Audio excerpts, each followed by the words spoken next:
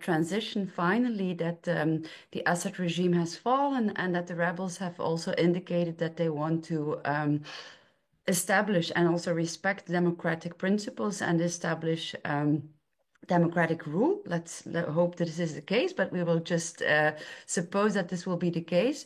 There would, for the first time in history, be a possibility of having Syrian domestic proceedings.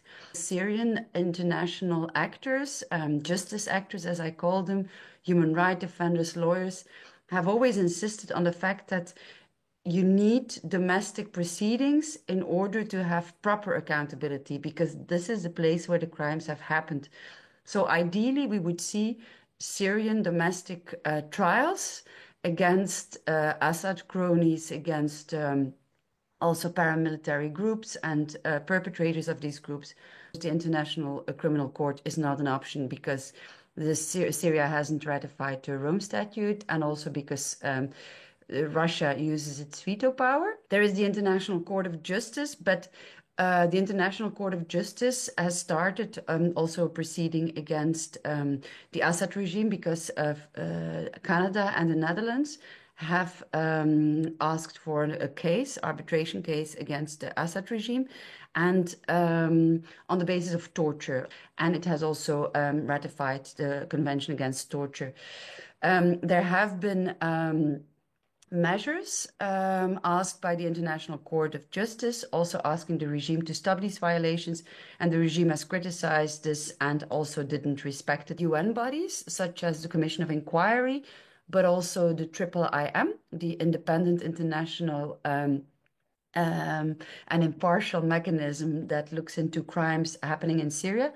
And this is a big, let's say, data bank preserving all the evidence of crimes that have been committed by perpetrators in Syria. And this evidence has also been used to initiate proceedings under universal jurisdiction. There have been cases under universal jurisdiction started mostly in European countries. So under universal jurisdiction or extraterritorial jurisdiction more broadly, states can also investigate and prosecute crimes that have not been committed on their territory, but on foreign soil. This has been the case for Syrian victims who have fled to European countries. Al Khatib trial in Germany in 2020, and that was the first milestone trial against Syrian state officials. And for example, last year in Paris, there was a Baath case. There have been limitations when it comes to limitations under these cases, under universal jurisdictions, that they are mostly symbolic and that they don't have a deterrent effect, which was initially the hope that these cases would deter Syrian regime officials to continue their crimes, but this has not happened. The Syrian justice actors have started from the moment that the regime started to use massive amount of violence against protesters. They started to document crimes such as, of course, arbitrary violence rather against demonstrators, shooting demonstrators, detention, sexual violence in detention, bombardments of civilian infrastructure. So the use also of chemical weapons, of course, that we've seen in the Syrian context. And the IIIM has very strongly also looked into crimes that have been not given a priority in the Syrian context.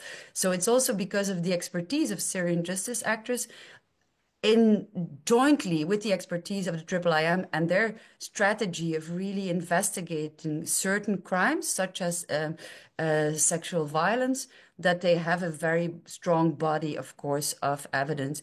And what is also hugely important is, of course, the evidence about the missing and the disappeared. In the Syrian context, there are over 130,000 people missing.